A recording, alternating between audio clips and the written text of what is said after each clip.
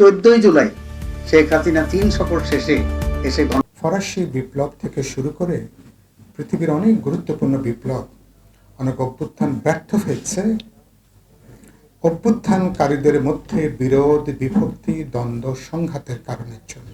আমাদের বাচ্চারা স্লোগান দিয়েছিল বৈষম্যের বিরুদ্ধে। কার্যত গত 20 মাসে কোনো বৈষম্য কমেনি, কোনো বেকারত্ব কমেনি, বরঞ্চ অসাম্য আরও বেড়েছে, বৈষম্য বেড়েছে, শোষণ নিপীড়ন বেড়েছে, কারখানা বন্ধ হয়ে গেছে, লক্ষ লক্ষ শ্রমিক বেকার হয়েছে। সরকার এখন 5 মাসে এবার বাজেটে কিছু তারা নির্দেশনা দেবার চেষ্টা করছেন, কিভাবে সরকার ঘুরে দাঁড়াবে সেটার জন্য হয়তো বা আমাদেরকে দেখতে হবে। এরকম একটা জায়গার ভিতরে বাংলাদেশের এখন আমাদের অবস্থান। শেখ হাসিনা চীন সফর শেষে এসে গণভবনে যে একটা সাংবাদিক সম্মেলন করলেন, সেই সাংবাদিক সম্মেলনে এই শিক্ষার্থীদের আন্দোলনকে নিয়ে যে একটা অপমানজনক যে বক্তব্য তিনি রাখেন, সেটাই কিন্তু আসলে স্পার্ক করে আন্দোলনটা।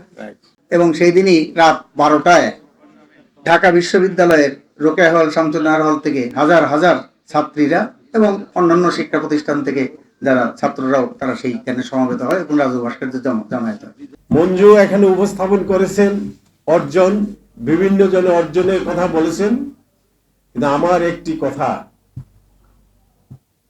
আমরা বিএনপি অর্জন করেছে এতে আমাদের কোনো দুঃখ নেই, জনগণ ভোট দিয়েছে আমাদের কোনো দুঃখ নেই। জামাত অর্জন করেছে, বিরোধী দলে এসেছে 3 সিট থেকে তারা 77টি সিট পেয়েছে, তাদের অর্জন হয়েছে। জনগণের কি অর্জন হয়েছে? আমার প্রশ্ন আজকে সাংবাদিক ভাইদের কাছে, কি অর্জন, জনগণ কি পেল? বারবার রাজপথে আন্দোলন করছে, আমরা আন্দোলনের ডাক দিচ্ছি, তারা আমাদের ডাকে সাড়া দিচ্ছে, কিন্তু জনগণের সেই ঘরে আমরা কি পৌঁছে দিতে পেরেছি?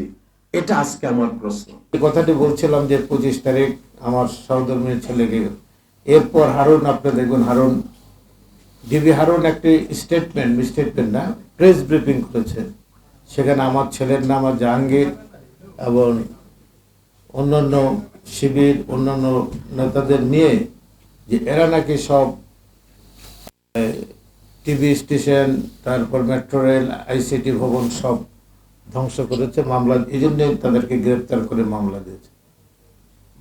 10 দিন আমার ছেলেকে ঝুলে পিটিয়ে মেরেছে, এখন আমার ছেলেটা হাঁটতে পারে না। তাকে আমি সিঙ্গাপুর নিয়েছি, বাংলাদেশের ট্রিটমেন্ট, 25 দিন আপনার ব্যাংককে রেখেছি, এখনো ক্যাশলায় হাঁটতে পারে না, রাত্রে ঘুমাতে পারে না। তা আমি যদি হাসিনার 15 দিন থাকতো তাহলে আমার ছেলে নিশ্চয়ই ক্রস ফায়ার হয়ে যেত, আমরাও ক্রস ফায়ারে চলে যেতাম। অনেক নেতা, প্রায় 20-25 হাজার নেতা কর্মী দেশের।